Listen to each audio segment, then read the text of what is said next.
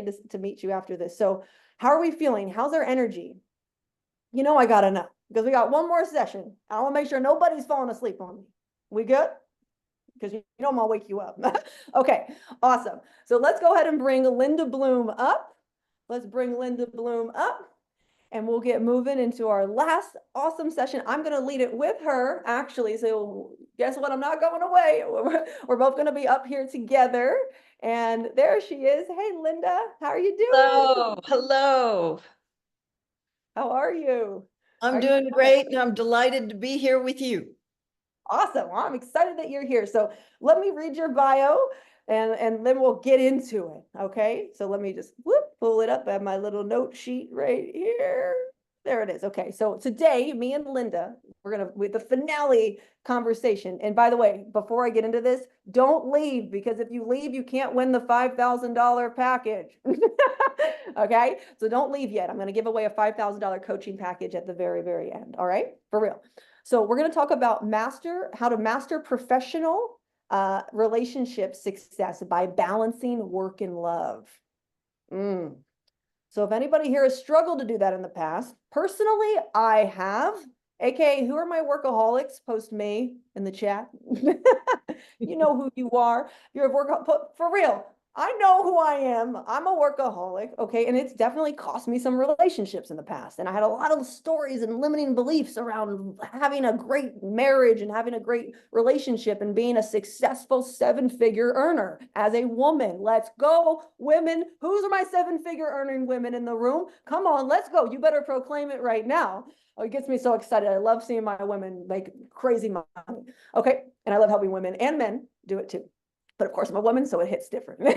All right. So let's talk about Ms. Linda here. So she's a psychotherapist and marriage counselor who teaches relationship workshops. She and her husband, Charlie Bloom, co-authored several acclaimed books, including 101 Things I Wish I Knew When I Got Married and The Secrets of Great. You know how many faces I just saw go like, yes, when I read that. And the Secrets of Great Marriages. She offers educational and counseling services and regularly presents at the Esalen Institute. And man, these are some crazy words. Kripalu Yoga Center. Sorry if I just completely butchered that. But let's give Linda some snaps for the amazingness she's going to pour into us today. So Linda, let's get into it. I think we should ask a question to start this off. That's what I'm feeling. Is that okay if I ask a question first to the guests? Go for it. Okay, I want to know how many people here are married? How many people here are single? How many people are in a relationship? There you go. You got an M, you got an S, you got an R. Where are we at in the room? So we understand how to drive this conversation for you guys. Or a D for divorced. Someone already put that one in. You can put D if you've been divorced. Okay, there we go. There it is. Divorce, relationship. So Linda, you looking at that? We got a good mix in the room here. And I already asked them earlier how many were entrepreneurs, and that's pretty much like the whole room. So this is a very relevant conversation. So man, I don't even know what the majority is here. It's such a mix. A lot of married, actually. Maybe more married than single, and a good amount of divorce. Okay, got it. Okay, Linda, so knowing that information, we're separated. What do you feel like has been the secret sauce for helping people that want to be successful in every area of their life? They want to have great health. They want to have great careers where they're making an impact. They're making great money.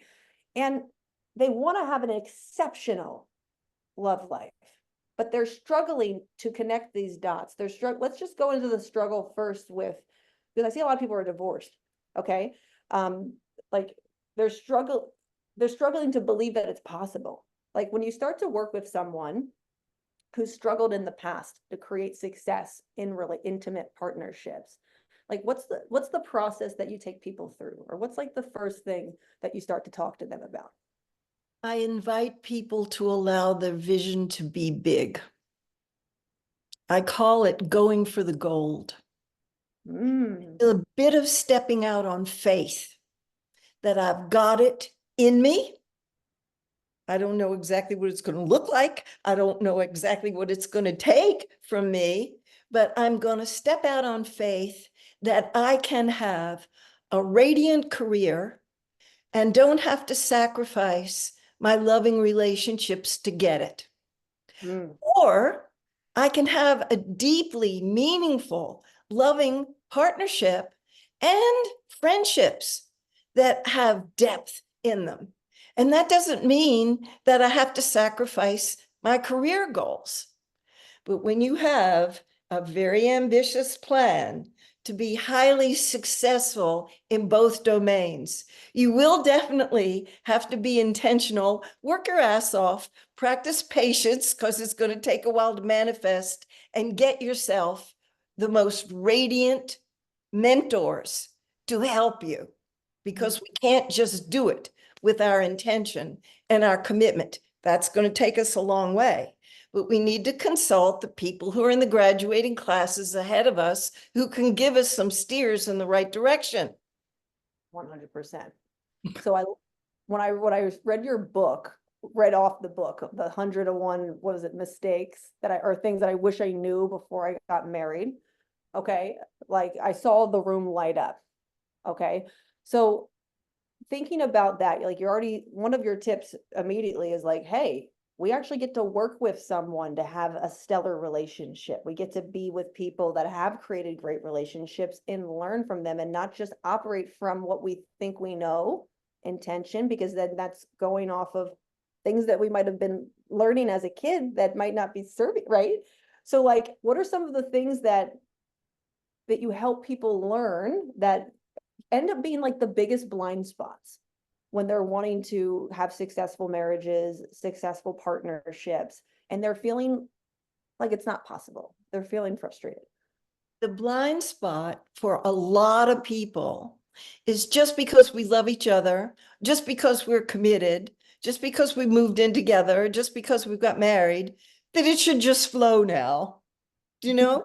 I made the commitment. I gave you my word. We moved in together. We had that marriage ceremony, and they don't comprehend how much work is going to be required. And some people have a terrific work ethic, and they just say, okay, I'm willing to work at it. You know, it's been all over the media. To have a great relationship, you have to work at it.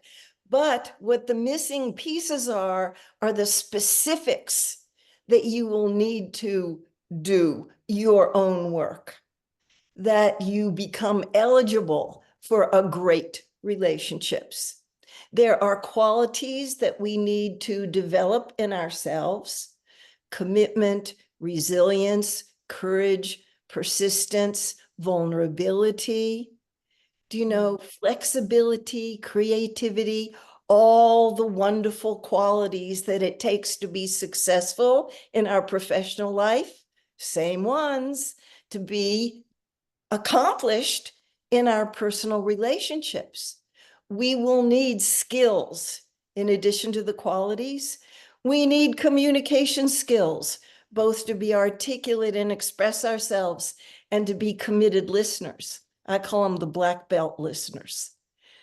People think about communication, they think about speaking, but to really hear somebody and to take it in, what it is their meaning of their message, that's a very artful way of communicating. Conflict management skills. Most people didn't see them modeled well in their family of origin, so they tend to blurt things out and hurt other people and have to clean it up, or else they're conflict phobic. Negotiation skills. People are very mystified, confused to negotiate for their needs. No demands, no commands, and no not talking about it. We need to get in there and negotiate in our closest relationships. And repair skills, because it's a process of fall down, get up, fall down, get up, begin again. And so we need to know how to repair. Identical skills to become accomplished in the professional arena. We need them in the personal arena too. And so when people start to see what the skills are and what the qualities are, they get busy and they start practicing and they get promoted. And it's not like a steady incline, like elementary school, middle school, high school, graduate school. It's more a checkered path with a lot of breakdowns. And you learn from all the mistakes and the breakdowns. If you stay open and you're not a victim of, he did it to me, they did it to me. If you take responsibility, which is another one of the essential qualities, then you take ownership of the part that you played in that breakdown, and you practice your repair skills of apology and forgiveness and learning and understanding.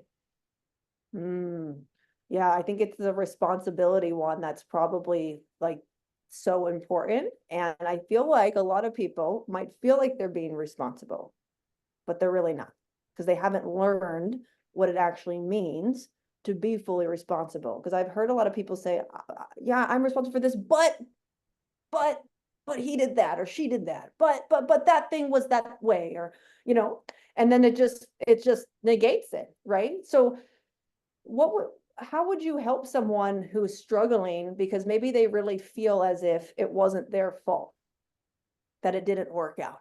And it might not be all their fault, but I think that it's a good rule of thumb, and I do this, when I'm working with my counseling clients, and I do this when I'm teaching my workshops at Esalen and Kripalu. I say it's very important that even if a small part that you played, take responsibility for that. Because when there's a breakdown, it's usually not so even Steven where it's fair and it was 50% one and 50% the other. Maybe it's 60-40, maybe it's 70-30, maybe it's 80-20, maybe it's 90% the other person, but 10. But if you're busy minding their business and telling them what they did wrong, and you put yourself in the disempowered victim position, you're not going to move. If you take your part and you take responsibility for the piece of it that's yours, generally speaking, it sets up a dynamic where the other person wants to take a look and take their part too. And this is a delicate balance, because people are afraid that if they take their part, the other person said, see, I told you you were wrong. Do you know? And then you have to have another conversation about that, about being judgmental and about playing fair. Do you know that we both are committed to bringing out the best in each other? If we're going to have a personal growth relationship and go for the gold, we need to be, both of us, responsible and not play the domination and submission game and not play the perpetrator and victim game. We're no perpetrators and victims here. We're co-conspirators, and we both have learning deficits. And we are using this relationship to learn as we grow. Yes. So what would you say to someone here, and by the way, post to me in the chat if this is you, who wants to have an incredible relationship with a partner this year? It's one of those goals. Whoever it is, put me in the chat. Okay. Me, I'm one of them. Okay. What would, let's say they got out of something toxic before, they've been through some really challenging relationships, and there's a lot of pain that might still be there. There's things that they haven't fully worked through. Like, how would you coach them or counsel them if that's a goal and that's a priority for them? How would you help them start that journey of getting open to receive something like that? And because what I've also heard a lot is, if we've had traumatic relationships in the past, maybe we're afraid to put ourselves out there because we don't want to get the same thing we just had. Or we've done all this work on ourselves being single that we're afraid if we go start dating again, it'll ruin what we could create for ourselves. So it's like people put themselves in like a jail cell. It's like, well, man, I love my life now. I worked so hard to create it. I worked so hard. So I'm afraid to let someone in, because what if they ruin what I see? Heads shaking. What if they mess up what I was able to create? And then we're actually blocking what we really desire, which is real true human connection and trust and love and a different kind of relationship than maybe we've had in the past, right? So how do we start to help people? There's a lot of people resonating with what I'm saying, like be able to start that journey, because it's a journey, right? I know you take people through it. I'm so glad that you asked, because sometimes people are holding themselves back after they've had a deep disappointment and felt betrayed and have gone through some heartbreak, and they don't want to get back in the game again. Part of them doesn't, but part of them does. And there's a tension there. And when my husband and I teach together, we call that the competing commitments. There's a commitment. I want to have a great relationship. There's an unconscious commitment. I don't dare to stick my neck out again, man. Oh, we lost it last time. And to become aware of how intense the fear is, to be compassionate with ourselves for that part that felt so violated, and to not let it run us, that we will go slow, that we will trust that we are wiser than before, that we have learned from those breakdowns how to sense whether the next person is going to be engaged with us in a way that they hear our feelings and needs and make them just as important as theirs, that they won't bruise us, treat us disrespectfully, exploit us, take advantage of us, or be guilty of the violence of silence, where they're missing an action and not engaged with us. But we need to see the specific fears that we have, and whoever we get engaged with, do you know, I'm not talking literal engagement. I'm talking just the beginning steps of relating to them. Don't hide it. Now, some people in my field think you just send your image to the relationship for the first several months that you're in it. But my husband and I are not of that school of thought. We're all about getting real and telling the truth, and upfront, early, and maybe not on the first date, but soon.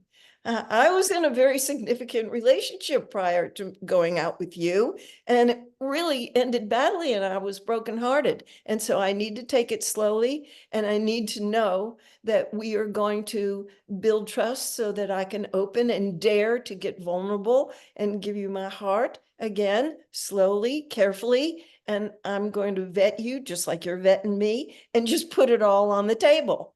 And don't send your image to the next experiment, and see if you can get agreement with them that they will be your lab partner. And I don't know whether we're going to be long-term or short-term, but while we're at it, could we practice? Could we practice our new relationship skills here? Could we practice good communicating? What I hear you saying is, can we practice giving honest feedback? Can we practice getting out on the skinny branches and talking about the edgy topics? Could we practice cultivating the qualities of courage and resilience? And can we practice? And we can only win, even if the relationship is meant to be not long-term. We can do some very deep soul work here, just the two of us, while we're at it. And maybe it would break through to something glorious. You don't know. It takes a while to know whether this person is really going to be good long material. Yeah, that's so good. I love how you're encouraging. I do the same thing with my clients, so it's confirmation. And I do it with myself, like encouraging those kinds of conversations at the beginning. At the beginning is what you're saying. Like, so many people wait months to feel ready to have a deep, intimate, vulnerable conversation that's not just about having fun. And then they get disappointed, because that's like when the real stuff starts to come out. How's that person responding to what you're saying, right? Like, are they showing up in the conversation? Are they willing to get in the fire with you? Maybe they don't have the skills, but are they willing? Are they curious, right? That's And right. that's so important. I love how you're saying, like, this is what we'd like to do at the beginning, and to have I guess you're saying like courage to be able to lead it, whether you're the man or the woman, right? It's like whoever's doing the work is the one who gets to lead that, in my opinion. And a lot of women say to me, well, why do I have to be the one to bring up the tough subjects? That doesn't seem fair to me. And I say, look, we're well into the 21st century. Things are changing. The 21st century men, a lot of them are really doing the heavy lifting about what it takes to grow a great relationship. And still, the women are taking the lead. We grow up in a different culture. Do you know, where we have more permission to feel our feelings and to express our feelings and needs? And the men, thank God, it's not big boys don't cry like back in the 50s, but there still is a way to go with men being in their heart, with men telling the truth about how much they need a partner, how lonely they get, how sad they get, how it pains them when they're disconnected. And we fortunately have some conditioning that is different than the men get. They're a little bit more inhibited. I'm not bashing men. I'm just telling the truth about what I see. So more responsibility falls to women to take the leadership role. And I don't want to miss the opportunity to make this point about the reluctance to do the work that is required for an extremely high functioning romantic partnership is not just because we've been injured before. That's a big thing for a lot of people who have had a heartbreak. They're afraid to get back in the game. But there is a wider influence just coming from the culture. The culture, it's in the air we breathe and the water we drink. It's just all around us, is not an intimacy honoring culture. We live in a highly materialistic, competitive, kind of money mad culture. Do you know that thinks success is money, power, status, and influence? It's not how I define success. I define success about the depth of connection with the people who are really important to us, our life, and the breadth. How many people can we get real with? How many confidants do we have? How many people can we go to when we're troubled and confused or sad? Do you know how many people are we feeling we can be ourselves with? To me, that's hitting the jackpot. And we do not have to neglect our career goals and our career challenges to be able to do it. But it's a balancing act. We can have it all. We can't have it all the time. There are times we have to make a choice. And what are we going to put first? And are we going to create agreement with the person that we're having the romantic partnership with that they can be on hold temporarily, but I'm coming back. And if you really need me, let me know. I can let go of my professional goal to show up with you. But we need to be in communication with them so they're not withering on the vine over there and feel like we don't care because we're so headlong into our career. That's so good. That's so good. It's what drive a lot of it's what drives a lot of divorces, like feeling unseen, unimportant, like the job matters more, the other thing matters more, not having that communication, not having that little check in with each other. And it leads to that resentment that starts to brew, and that separation. So I definitely want to also talk about love and money. Yes, Because let's talk about love and money. be real. I mean, because like this is what drives most people to end relationships. It's usually a financial conflict or not feeling aligned or fighting about money or the way that things are. That's literally the story of my parents' divorce. There was never enough money.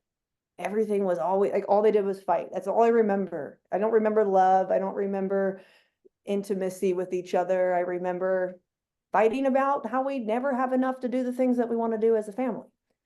And And blaming each other, I mean not each other, taking responsibility for the part that they played. no And communication. money is such a powerful symbol. It's a Mm. symbol of security, value, self-worth. So a lot gets hooked on money. And when I'm working with people who have that as an irritating issue, I use the same method, whatever the issue is. There's a method of going below the resentment, the anger, and the rage. Talk about your fear, talk about what hurts. When people stay at the upper level of irritation, resentment, and anger, they're not getting down to the real issue. Mm. When people get down to the real issue, it's not divisive the way it is when they're arguing bitterly. They're getting down to why this is so important to me. And they're connected at that level in a very healing way where they start playing on the same team rather than being adversarial, where the system doesn't budge and there's never enough money, and then there's never enough money, and then there's never enough money. Or I'm the one who makes all the money and you spend all the money, and I can't stand that. Do you know? But when they're comrades, do you know, and they have common goals, how are we going to work this out so that we play team here and work towards the common goal? But that requires a tremendous amount of vulnerability. It sounds like your parents never dropped down to that level where they were unified with each other. And there's something else that I want to tell you about the money.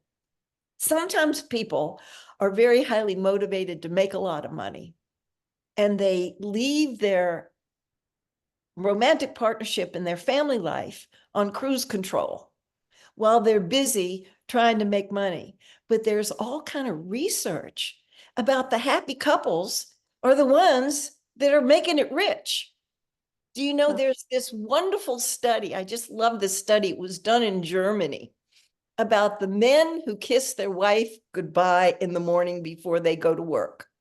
So they got referrals from the psychologists and from doctors and the actuarial tables, and they followed these men until they died.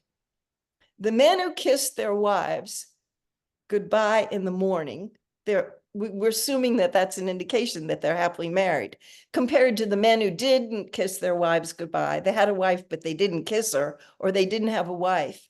They made way more money than those other guys. Hmm.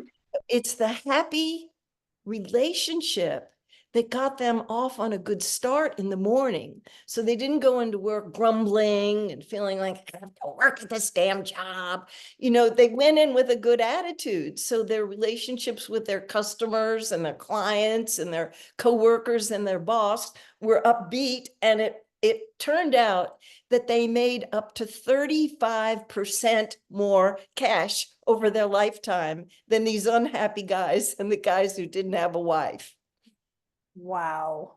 I mean, that's just like spot on evidence how this is connected. Like success in your careers is connected to having fulfilling relationships in your life where you're having a connection point. Like That's that just proves that the totally. other thing that I get the big kick out of.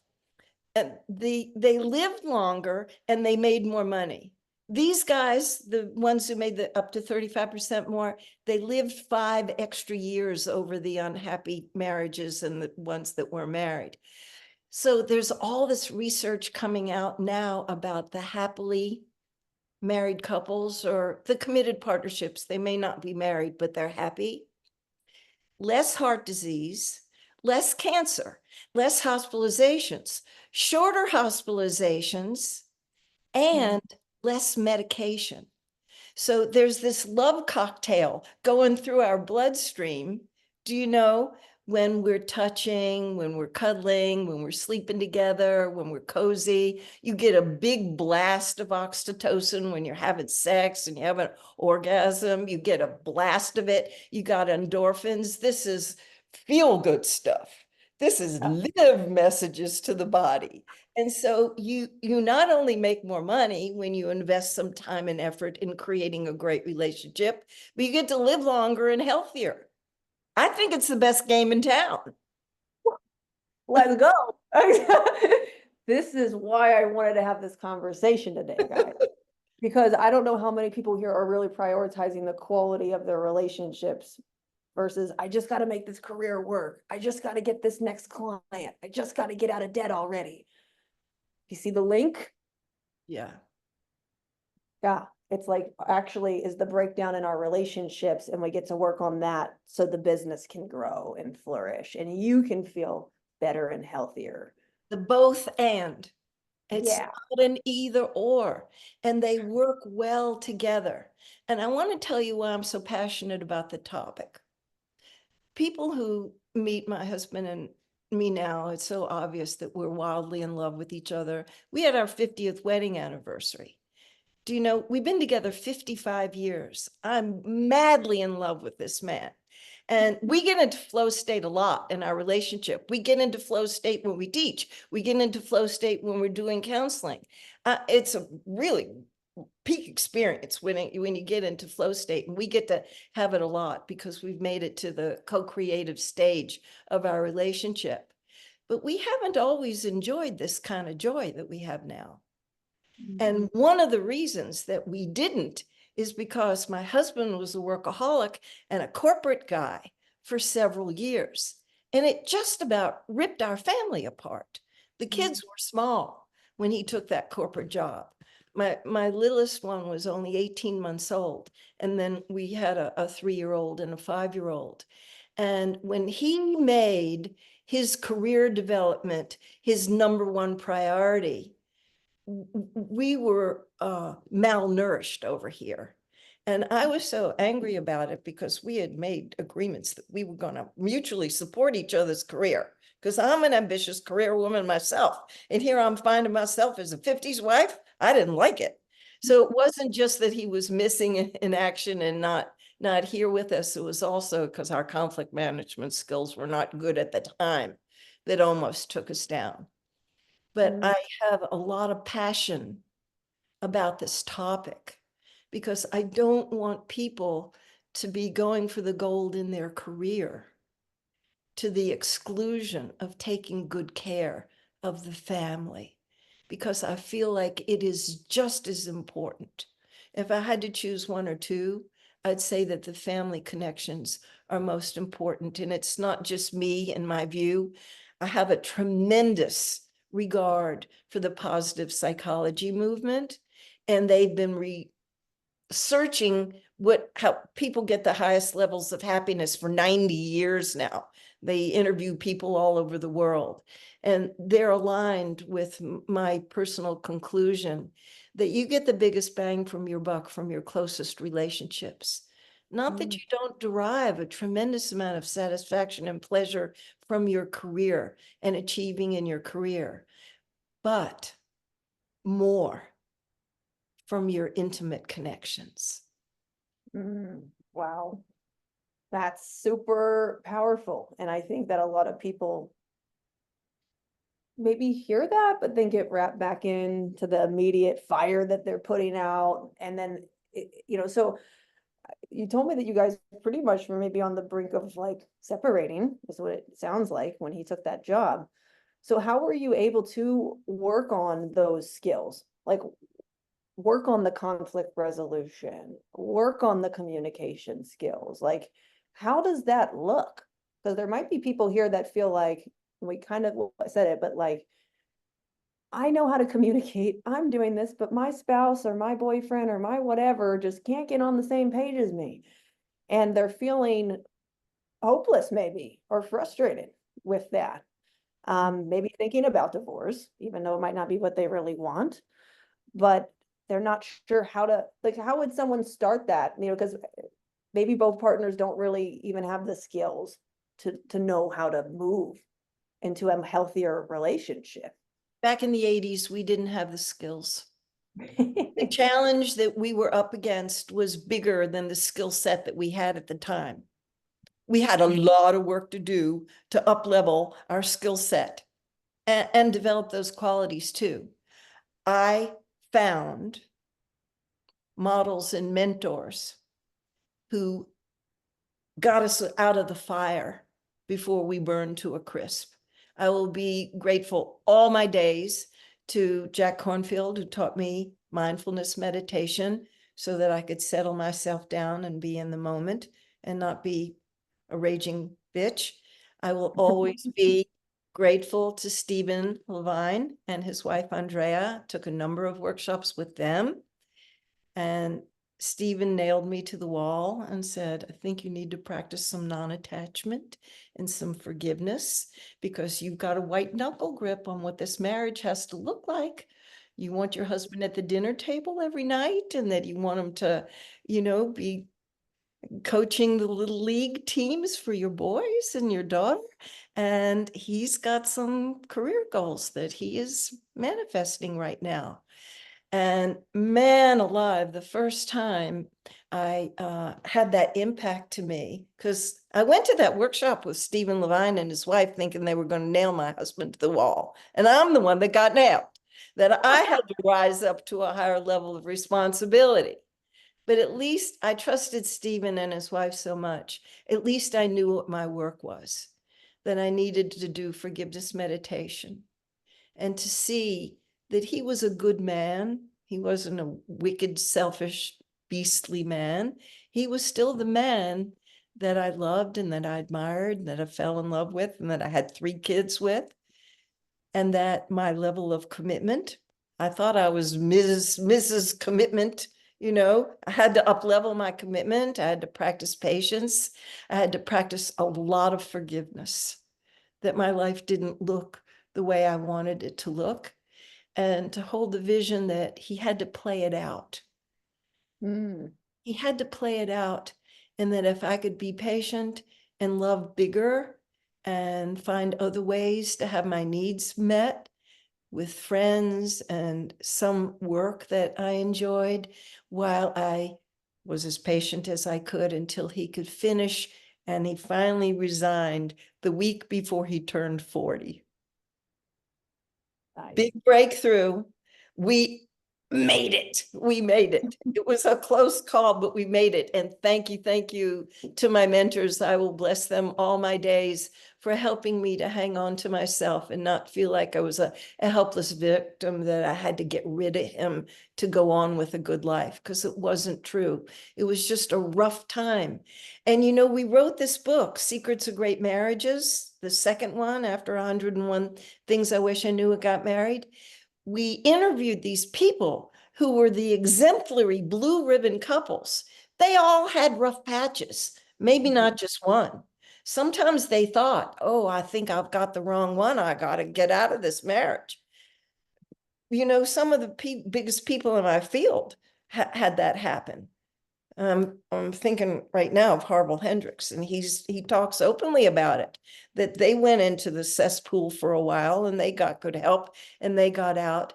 And most long-term couples who are really thriving and happy and their romance is really alive, they went through some rough times, but they learned a lot and they up-leveled their patience and commitment and forgiveness to get there. Wow, so good. So I want to know your opinion on this. So is it every 7 to 10 years that essentially us as individual humans are completely redesigning who we are? So that means that if you're in a partnership, that your partnership gets to go through an evolution, a death, and like a rebirth about every 7 to 10 years, so it can evolve and grow. Is it roughly that time frame from what you've experienced and studied? I think there's some truth in the time frame. Okay. What I know absolutely, it could be less than 7 or more than 10. I know absolutely that if you're on a growth path, you hardly resemble who you were 7 and 10 years ago. If you're on a growth path, your life has expanded and it's morphed and it's changed. Sometimes your values even change, your interests change, and you need to create a partnership. If you've got a lover or a committed partner or a spouse that is spacious enough to work with you around those transformations. And it's pretty exciting It's not the path most traveled. Most people keep it more contained. And when I read the statistics from the Gallup poll about how many people use their leisure time for personal growth and development, it's like 2-3%. It's not very much of the population. I wish and hope that my contribution to the field is inspiring people to want to play a big game, not to play not to lose, but to play to win professionally and in their romantic partnership. And it's a piece of work. And some people are so daunted by the work, or they're embarrassed that admit they don't know how to do it and won't go to the workshops or the therapy or find the coach that will help them along the path. And I just can't stand waste. I just think everybody has so much in them. Do you know? Don't waste it. Use it. And so what if it's hard work? So what if it's confusing? So what if it's embarrassing? Okay, it's embarrassing sometimes. You look like a doofus. But you just keep learning from your mistakes and your unskillful choices. And you keep on keeping on. Yeah, it's the same process with anything that you want to be great at, successful at. It's the same thing. It doesn't change with relationships. It's just as important and just as essential. That's So, right. And yeah. that flow state that you get into when you have done the work, learn the skills, develop the qualities, and it's part of your life. It's really in you, a habituated process. Do you know? Then you can pit yourself against a challenge and you've got all that you need to meet it. And that's when you're in the flow, where it looks like magic. You know, in the book by Cheeks sent me highly, he's a hard name to pronounce, who wrote the book on flow. He gives the examples of the people who are athletes, you know, they're playing basketball and every time they shoot, they make the basket, or these gorgeous athletes that are in the Olympics. They're doing things you can't even believe that they're doing, these beautiful young women gymnasts. How can they turn that many times in the air and still land on their feet? But they have practiced and they practiced and they practiced. Do you know? And he uses business people who are at the top of their field and the creative artists, the musicians, do you know, who are at the top of their field and they get in flow state a lot. But he doesn't talk about the couples who have mastered the skills of having great communication, do you know? And they can get into flow state too. And it's just so satisfying. And he talks in the book Flow about you're in such an altered state when you're in it. And everybody's been in it at some time or another, maybe just for a small period of time. You don't know what time it is, and you don't know what else is going on in the world. You're so much into that moment that you forget you have to pee, and you forget that you're hungry, and you forget the rest of the world because you're so riveted and engaged and involved in that moment.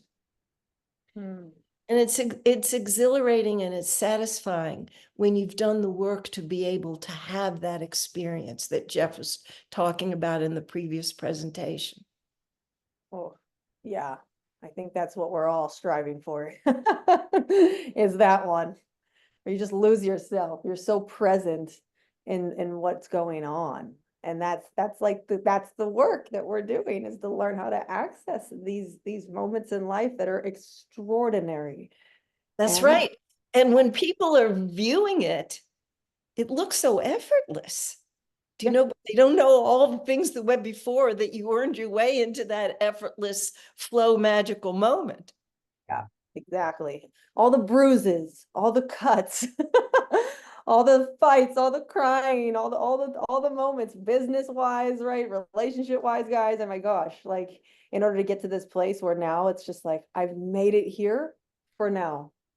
Because you keep working on it to stay in it, and then it changes, right? Like, it changes as we get older, as we evolve our businesses, our relationships. It's like, that great moment is different now. fast forward 5, 10 years from now. But yeah, so I want to thank you for being here, and we're coming right up on time. So I want to ask, like, is there anything else you want to share with Yes, this? I want to give the listening audience an exercise. Okay, yeah. When we teach at Kripalu and Esalen, we always have people personalize the material so it's relevant to them. And the exercise that I would offer, after the event is over, when they have time to really contemplate, use the 0 to 10 scale. And the 0 to 10 is my ambition, my enthusiasm, and my passion, and my goals for my career. Where are you?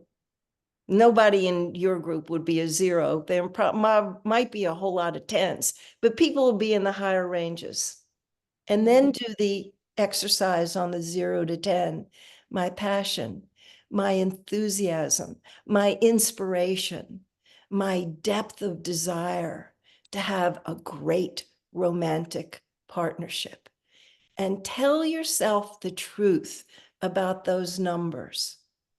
Because sometimes people want to be where they think they can be more comfortable and feel successful. So they'll go to work and they'll put a ton of energy towards their career development and neglect putting the time and energy to excel in their romantic partnership. And I want to challenge people with this exercise that they could do both, that they're big enough to do both. It'll take a little while, and it'll take a lot of work, and you'll need guidance from people who are ahead of you, but it's doable. So don't short yourself by one or the other. Go for both. I love it. Awesome.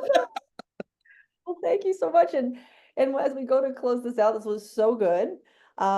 What have you decided to share with our community today to help Well, them continue to move forward? we write, my husband and I, and we've published 5 books, but we have 3 free ebooks. And one of them is about great sex. One of them is the 10 most important things that I've learned since I got married, excerpted out of the 101 Things, which was the big runaway bestseller with 100,000 copies sold. So they can get a little taste of that one. And then there's Going for the Gold. And Going for the Gold is an excerpt from our forthcoming book, which hasn't been finished yet, we're still working on, which is The Habits of Extraordinary Couples, about finding that passion and that desire to get the work done. So amazing. That is so good. Thank you. And is that the VIP gift? Or is that the VIP gift is a video course that is a companion to our most recently published book. The book is called An End to Arguing, 101 Valuable Relationships for All, 101 Valuable Lessons for All Relationships. That is the companion. From Conflict to Connection is the course that is distilled out of the book. Yeah. wow.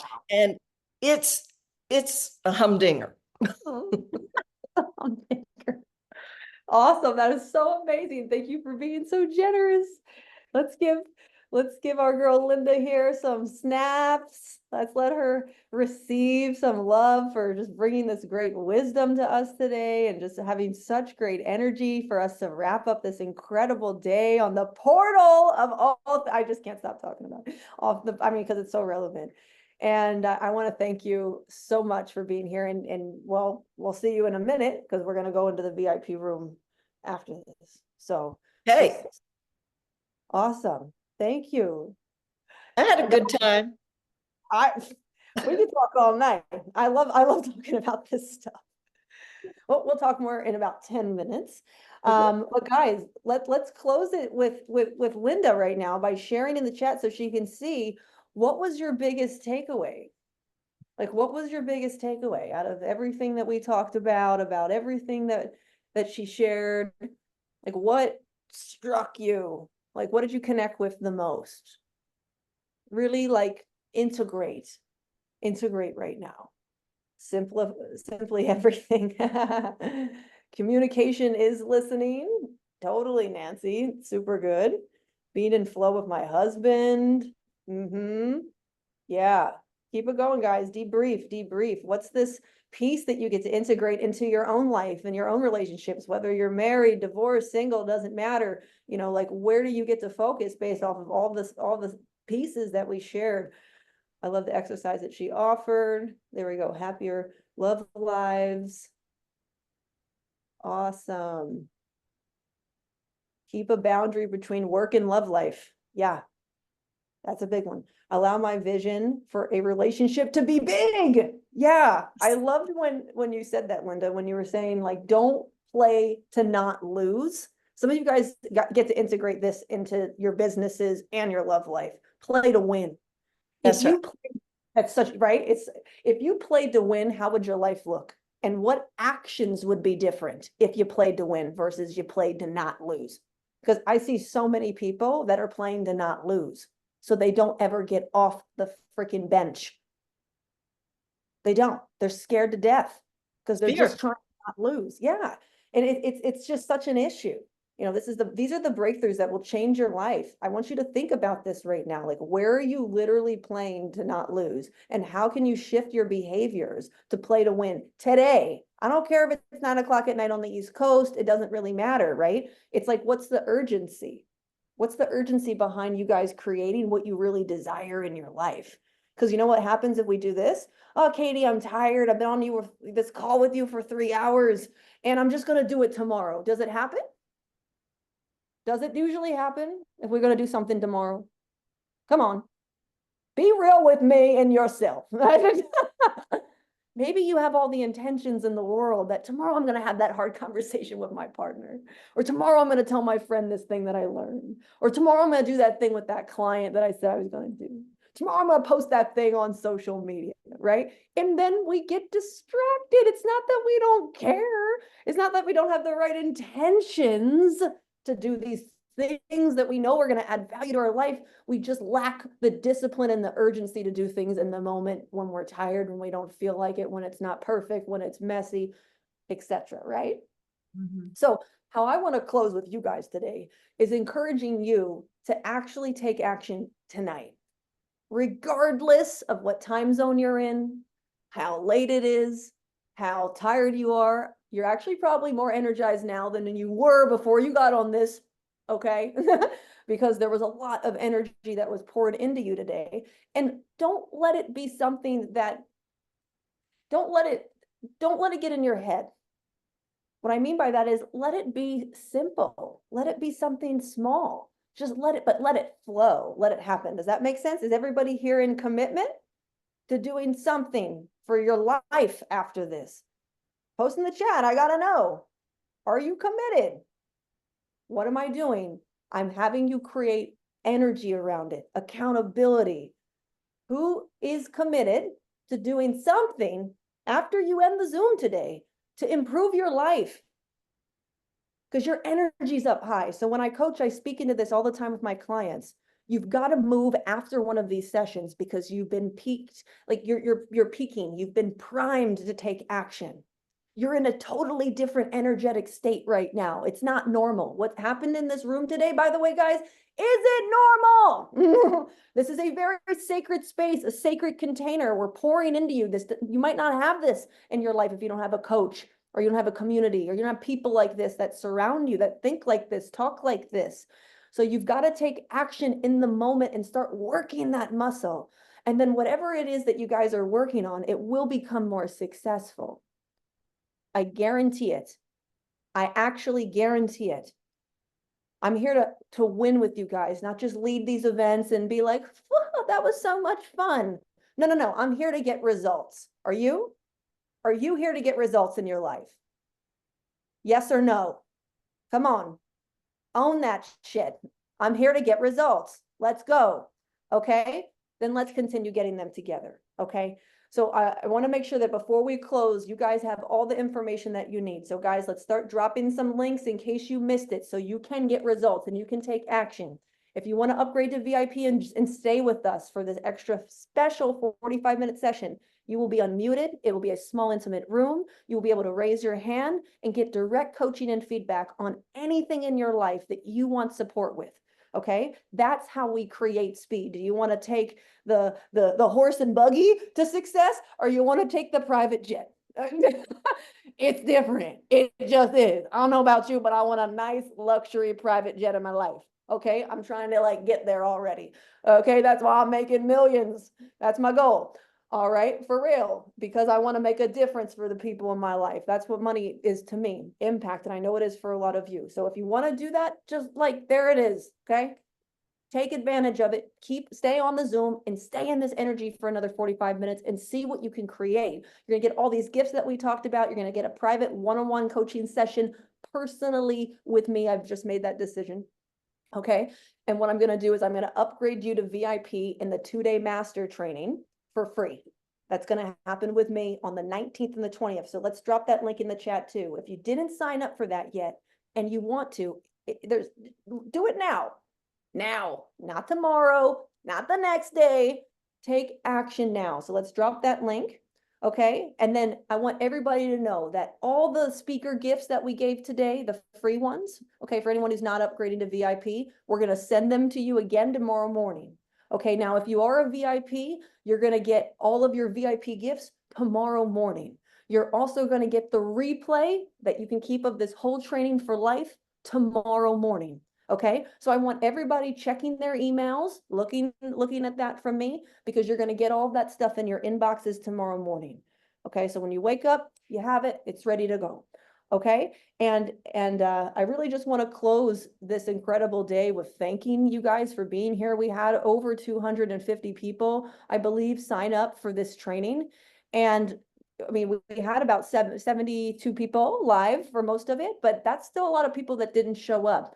So you chose to commit and show up and follow through on what you said you were going to do. And let's just give yourself snaps.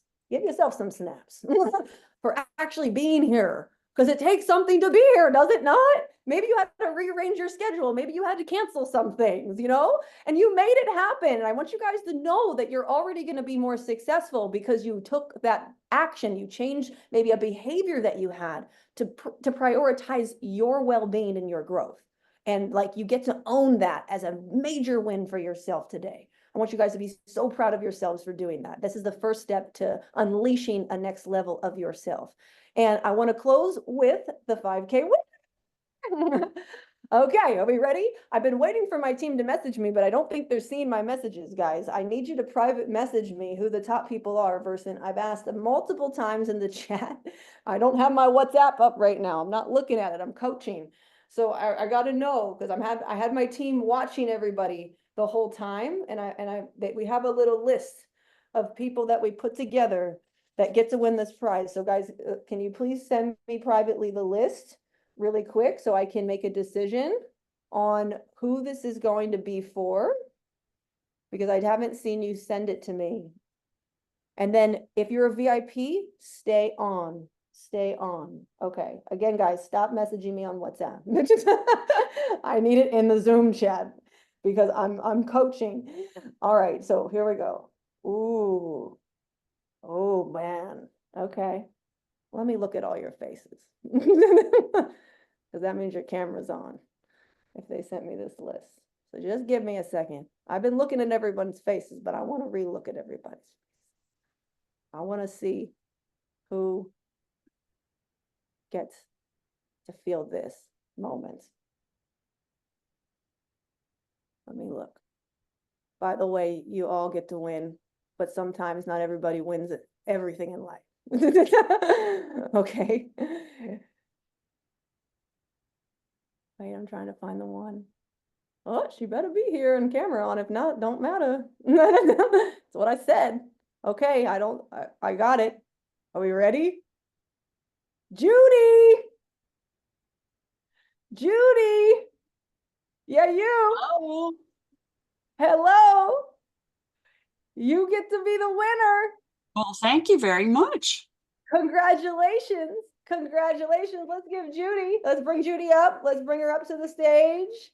Let her have this moment for herself. Congratulations, Judy, on being here, on showing up. on fully participating, on playing all out. You deserve this. I hope this is going to provide you with tremendous success in your life. We're going to email you the details of this package that we put together. Thank And you. I just want to acknowledge you for being here. I'm blown away. Thank you so much. This You're was a welcome. wonderful experience. What was your biggest takeaway? What did you get out of it? Oh my gosh, I don't even know where to start. I got huge things out of it all. I'm anxious to review the video, and I took copious notes. I almost always do that. Um, do you know about primacy and recency? Primacy is the first, okay, like the first thing on the list, the last thing on the list are the most powerful and memorable ones just by their position. This last session on relationships and marriages really just moved me and blew me away. Now, I know Jeffrey quite well, and his material is always wonderful. He did such a magnificent job. Thank you, Jeff. And I loved the first session too, Tara, with she really had me thinking about many interesting and important things and potential next steps that might be in the works for me. So thank you. Amazing. Well, thank you for showing up. Thank you for being here. Yeah, thank you. And I guess stay on because you're going to join us in the VIP room. Okay. And I want to thank you guys all so much, so much for being here. I want to acknowledge everybody who had their cameras on the whole time. You know who you are, for participating in the chat. I had a list of like 3 incredible people here, and I just chose based off of what felt intuitively right. Okay. But I really want to acknowledge whoever did show up, play all out. Because you did that, you got so much more out of this. And I want to just thank you for actually doing that today. And I'm going to pick another 5K winner in my 2-day masterclass. So if you showed up, there's actually another opportunity in that training that I talked about. So thank you for being here, guys. If you're a VIP, please stay on. If you're not, please be honest and log out. If you're a current coaching client of mine, you get to stay, and you're any of my coaching programs, you always get to stay and get into the VIP room. And I just ask that everybody's in integrity, because I don't create a separate Zoom link. I like to keep it easy and simple. And then guys, let's start to bring up all of our guests. And as you guys are logging off, if everybody could just post like scale of 1 to 10 in the chat, like how valuable was this for you today? And also, what was your biggest takeaway? I would so appreciate it. I love to look through the chats when the training is over and just see what everyone really got out of it. Because we create these trainings every month. We bring in different coaches every single month. And I'm just so committed that we bring in the best coaches every single time, and you guys keep learning and keep growing in this Thrive community that I've created. And we're just committed to your next level of success. So let us know what this was for you in the chat, what your biggest takeaway was, scale of 1 to 10 as well. How impactful was it? And I would just appreciate that as everybody is logging out. Okay, awesome. Thank you. Thank you guys so much. Awesome. Okay, so